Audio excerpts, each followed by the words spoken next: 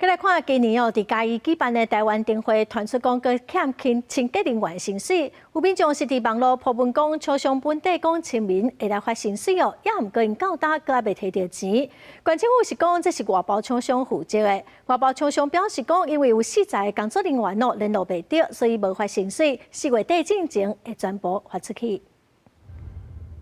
第3月初3举办的2016台湾灯会，创下1360万的观光人次，当时活动真热闹。即马煞有民众伫网络打文，讲家己是灯会期间透过就业中心媒合互外包公司的清洁人员，原本讲伫清明节后要发薪水，到达煞也是摕无。没有收到的薪水，就是这些人的那个。他们那个资讯啊不够完整啦，然后我们现在就是一直在联络这一些人，